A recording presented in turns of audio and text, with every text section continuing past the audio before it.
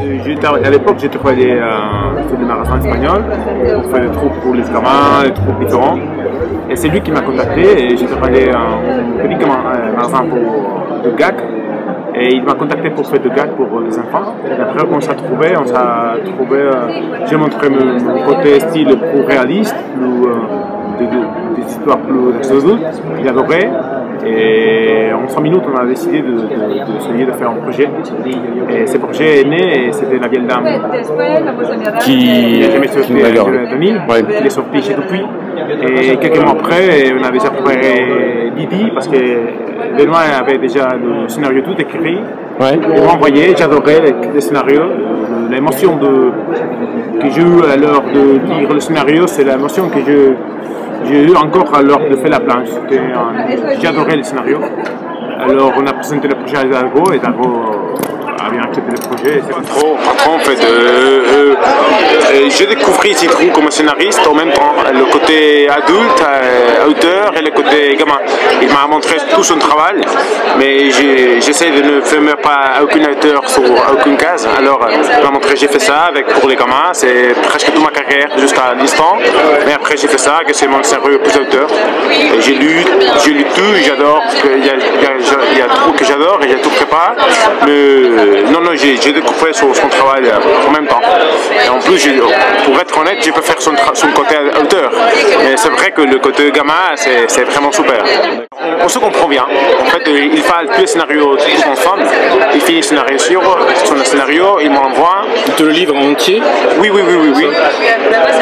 Et alors, je lis et je me fais une idée de bouquin. Qu'est-ce qu'on va faire? On discute un peu, mais pas trop. Et je me lance à faire le personnage, je me lance à faire les planches. Et on commence à discuter petit à petit. Parfois j'ai une idée, j'ai une question, elle dit ok ou pas. Mais on ne discute pas trop, c'est plutôt plus organique. Et face son côté de son travail, je me lance comment dire, elle joue. Ouais, par son côté, oui, et après je joue mon côté. C'est pas très intellectuel, c'est plutôt un travail plus émotionnel. Oui, beaucoup, parce qu'en fait, en plus, l'idée c'est d'arriver à la mémoire inventée, mais à la mémoire du lecteur franco-belge. Alors je suis de Barcelone, je suis allé à Belgique, parce qu'en plus l'idée, c'est pas un village exact, mais c'est l'idée de la région où sont nés les parents de Zitrou. Alors nous sommes allés là, j'ai pris les photos, j'ai discuté avec l'agent, j'ai vu l'ambiance et après j'ai cherché plein de photos de l'époque et de l'ambiance de l'époque et je me suis bien documenté. C'est important parce que une histoire comme ça, à mon avis, aujourd'hui c'était presque impossible. Une histoire comme ça d'un gamin qui est mort, mais qu'il existe en aucune manière. C'est aujourd'hui avec tous ces numériques et réglés, avec des papiers, tout ça, et l'ambiance de la gens c'est gentil, le groupe, tout ça, c'est l'air de l'époque. Alors pour moi, oui, c'est bien documenté, c'était une manière d'aider à l'histoire.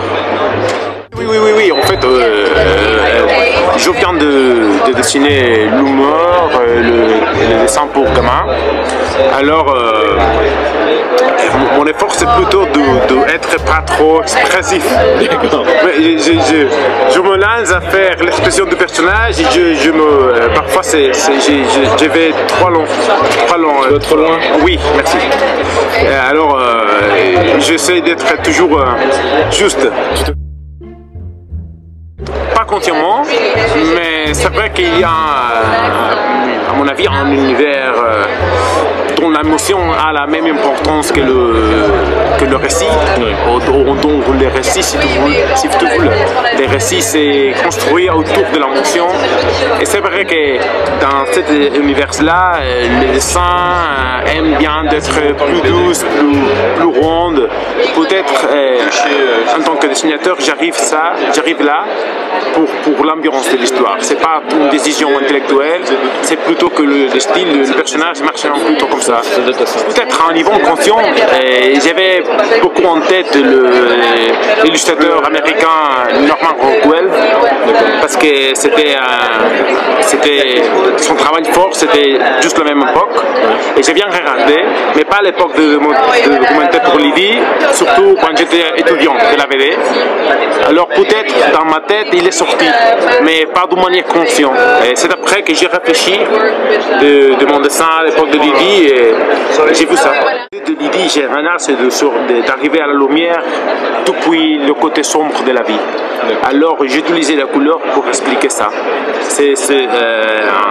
À niveau général, Lydie, au début c'est écrit bleu, triste, sombre, et petit à petit on arrive à la lumière et finalement c'est la lumière partout.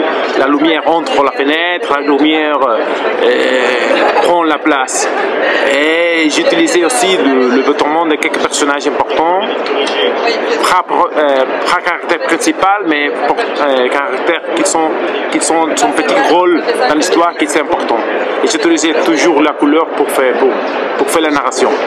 Okay. À mon avis, pour plonger le lecteur sous les sentiments de l'agent, j'avais en tête l'idée d'être un personnage de Vaughan qui c'est parmi les autres.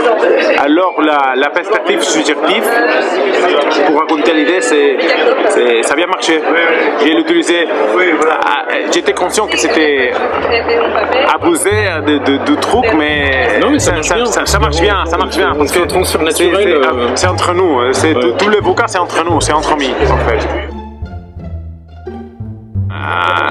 Surtout dans l'idée, mais on peut tout l'idée de qu'est-ce que j'ai fait dans la BD, c'est les personnages. Pour moi, le personnage c'est le plus important de l'histoire.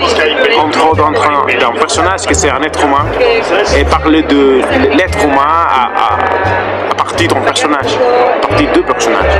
Alors oui, peut-être le côté technique de la BD ça m'intéresse pas trop, comme le côté émotionnel, le côté humain de le personnage. Qu'est-ce qu'il y a arrière. Quand j'ai fini l'album, j'ai fini pour connaître tout du personnage, même le détail qui ne sont pas dans la BD. Je connais sa voix, je connais ses gestes, je connais qu'est-ce qu'il aime, qu'est-ce qu'il n'aime pas, parce que j'essaie d'autres détails toute la tête de tout personnage. On va sortir un album janvier fin 2013 avec Diderot aussi. Oui, en diptyque, on fait un diptyque. C'est en production. Le premier c'est presque mini et le deuxième c'est déjà en production. Alors le point juste de sortie c'est pas encore décidé, mais oui, on a fait déjà un album et demi et la production ce sera, la nouveauté sera je suppose qu'en janvier 2014. On trouve pareil, c'est plus dur, même façon que chez Lydie on a exploré le côté lumineux de l'humanité, avec la mondaine, oui, on va explorer le côté sombre. Il y a les personnages qui sont plus compliqués, ça sera dans le Paris occupé pour les nazis. On va suivre la vie d'un jeune policier chez la brigade de la mondaine. C'est une histoire un peu lourde, mais aussi une opportunité pour se plonger dans cet événement. Voilà.